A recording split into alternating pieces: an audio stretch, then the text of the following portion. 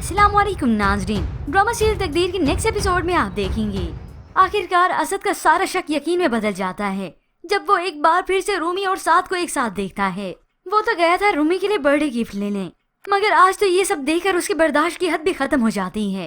वो दोनों पर गरजने के बाद ये भी कह देता है कि तुम्हारे चेहरों पर तो कोई नदामत, कोई शर्मिंदगी नहीं। और तो अब असद और रूमी की तकरार घर जाकर भी होती है। इतनी बेवकूफ़ी करने के बाद अब रूमी ने सारी सफाइयाँ दी, मगर असद ने जब उसकी किसी भी एक बात का भी एतबार न किया तो वो उसके आगे हार मान जाती है। अगर आपको ये एतबार नहीं तो फिर मैं क्या कर सकती हूँ। तभी यहीं से दोनों की राहें जुदा हो जाती हैं। रूमी रोते हुए अपने मायके आती है, मगर वापस आते ही वो अपनी वालदा को किसी भी बात का एहसास नहीं दिलाती। और यहाँ असद अपने घर में आकर बहुत रोता है कि मैंने क्या कमी की थी, मेरे प्यार में आखिर क्या कमी रही थी। उस पर मैंने आंखें बंद करके एतबार किया और उसने मेरे एतबार को तोड़ दिया। अब तो असद को रूमी से नफरत हो गई, नफरत है मुझे उससे।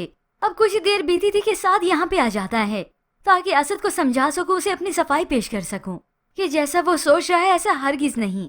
अब जैसे वो यहाँ पे आए कि तुम गलत समझ रहे हो, रूमी के बारे में तुम में बदगुमानी है, रूमी के बारे में तुम बदगुमान हो रही हो। उसी वक्त साद को तो उसी वक्त असद को गुस्सा आया, नाम मत लो रूमी का। इतना तक कि दोनों के बीच में तकरार हो जाती है।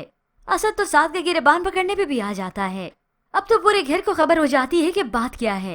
वालिद तो असद को समझाने की कोशिश करते हैं, बेटा हो सकता है तुम्हारी ये गलत फहमी हो, मगर असद सुनने के लिए कुछ तैयार ही नहीं, क्योंकि असद भी तो अपनी जगह ठीक है। उसने आंखों देखा, एक बार इग्नोर किया, 2 बार किया, मगर आखिर कब तक इग्नोर करे। और असद की वालदा को मौका मिला, वो तो उसी वक्त कह देती हैं, गई है ना अपने घर तो उसके पीछे पीछे तलाक भिजवा दो। अब यहाँ पर रूमी जिसके लिए इस माहिन ने ही गढ़ा खोदा, यहाँ तो मामला जब बिगड़े सो बिगड़े, मगर यहाँ तो इसका काम अभी तमाम हो जाता है जब उसे अपने शोहर नबील पर शक हुआ और उसका पीछा करते हुए वो घर तक पहुँचती है। एक लड़की को नबील के साथ देखकर तो वो हैरान रह गई, उस पर गुस्सा उतारती है। उसके बाल हाथ में नहीं आए तो दुपट्टा हाथ में आ गया कि तुम इस 2 टके की लड़की के लिए मुझे धोखा दे रहे थे। आते ही उसने एकदम से इतना वावेला किया कि दोनों को संभलने का वक्त ही नहीं मिला। मगर अब नबील उससे 2-2 हाथ करता है, तो अब नबील भी उसे साफ कह देता है, जिसे तुम 2 टके की लड़की कह रही हो ना, वो मेरी बीवी है।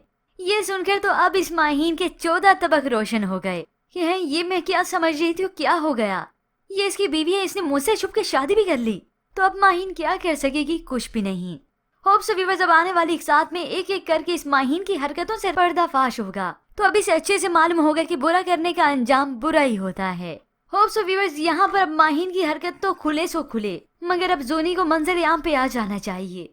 उसे सब कुछ सच सच बता देना चाहिए कि इस माहीन ने क्या क्या मेरे साथ चालाकियां खेली, मेरी नजरों में साथ को बुरा बनाती रही।